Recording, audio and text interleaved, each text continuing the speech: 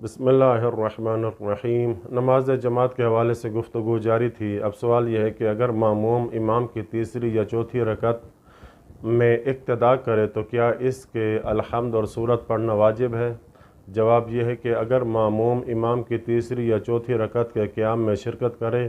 تو ضروری ہے کہ الحمد اور احتیاط لازم کی بنا پر ایک مکمل سورت بھی پڑھے، اور اگر سورت کے لیے وقت نہ ہو تو الحمد کو مکمل کرے اور امام کے ساتھ رکوع میں پہنچ جائے۔ لیکن اگر ماموم امام کی تیسری یا چوتھی رکعت کے قیام میں یہ اطمینان رکھتے ہوئے اقتدا کر لے کہ وہ پوری الحمد پڑھ لے گا، اور اقتدا کرنے کے بعد متوجہ ہو کہ الحمد پوری پڑھنے کا وقت نہیں ہے، اور اگر پوری الحمد پڑھے تو امام کے ساتھ رکوع میں نہیں پہنچ پائے گا، تو اس صورت میں جتنی مقدار میں الحمد پڑھنے کا وقت ہو اتنی پڑھ لے اور باقی الحمد کو چھوڑ کر امام کے ساتھ رکوع میں شامل ہو جائے۔ اگرچہ اس صورت میں احتیاط مستحب یہ ہے کہ فرادہ کا قصد کرتے ہوئے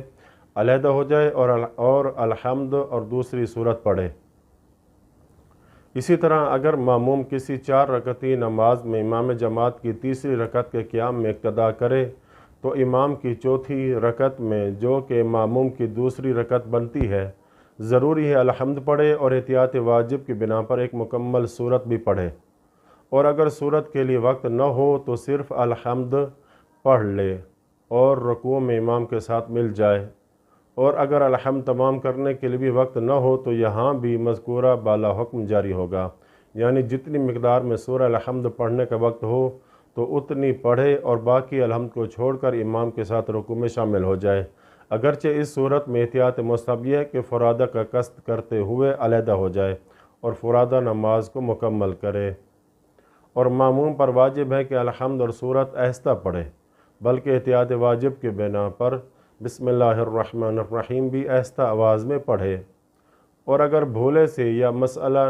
نہ جاننے کی وجہ سے بلند آواز سے پڑھے تو کوئی حرج نہیں ہے اور اس کی نماز صحیح ہوگی۔ یہ مسئلہ فقہ اہل بیت والی کتاب میں موجود ہے، جلد پہلی صفحہ نمبر 611 ہے۔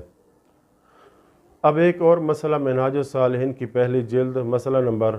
824 میں لکھتے ہیں کہ جس نے انفرادی نماز پڑھی ہو اس کے لیے جائز ہے کہ اپنی نماز کو دوبارہ پڑھے بطور جماعت کے، یہ جائز ہے۔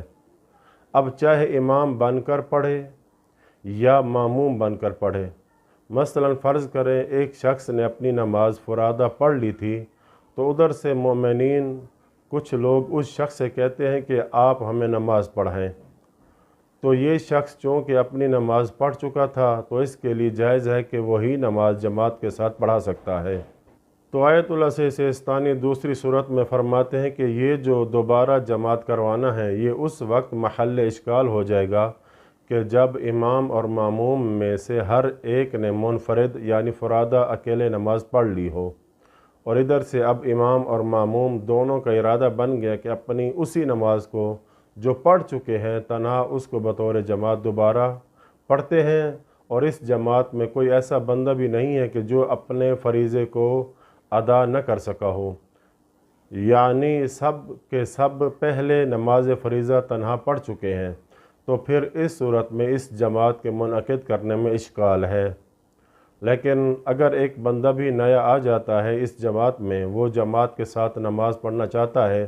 تو پھر اس صورت میں یہ جماعت کروانا اشکال نہیں رہے گا، یعنی درست ہوگی یہ جماعت۔ بلکہ آیت اللہ سیستانی لکھتے ہیں کہ جب انسان نے نماز پڑھی ہو جماعت کے ساتھ، چاہے اس نے پہلے جماعت کروائی ہو یا کسی کے پیچھے پڑھی ہو، یعنی جو جماعت ایک دفعہ پہلے ہو چکی ہے، چاہے امام کے طور پہ یا ماموم کے طور پہ، اس کو دوبارہ پڑھنا جماعت کے ساتھ یہ بھی محل اشکال ہے۔ مثال کے طور پر ایک مولانا صاحب نے نماز عیدین پڑھا لی، اب دوبارہ اس کا اعادہ کرنا چاہتے ہیں، دوبارہ اس کی جماعت کروانا چاہتے ہیں، اگرچہ پیچھے معمومین کوئی اور ہیں، فرماتے ہیں کہ اس جماعت کے منعقد کرنے میں اشکال ہے۔ پس اگر ایک شخص نے جماعت کے ساتھ نماز پڑھ لی ہو یا پڑھا لی ہو، یہ ارادہ رکھتا ہے کہ دوبارہ جماعت کا، تو یہ محل اشکال ہے۔ پس اس نماز کو دوبارہ جماعت کے ساتھ اگر کوئی پڑھنا چاہتا ہے یا پڑھانا چاہتا ہے تو دونوں موارد میں رجائے مطلوبیت کے نیت سے جماعت دوبارہ پڑھ سکتے ہیں یا پڑھوا سکتے ہیں۔ دونوں موارد کون سے؟ ایک یہ مورد کہ پہلی صورت میں یعنی جماعت کے اشکال کی صورت میں کہ جس میں کوئی نیا بندہ بھی نہ تھا، سب نے پہلے انفرادی نماز پڑھ لی تھی، اور دوسرا مورد یہ ہے کہ ایک جماعت پہلے پڑھ لی گئی ہے یا پڑھا لی گئی ہے، اگرچہ اس میں نئے افراد آئے ہوئے ہوں، پڑھی ہوئی جماعت کو دوبارہ جماعت کے ساتھ پڑھنا چاہیں تو رجائے مطلوبیت کے نیت سے جماعت پڑھے گا یا پڑھائے گا۔ وصلی اللہ علی محمد و اہل بیتہ۔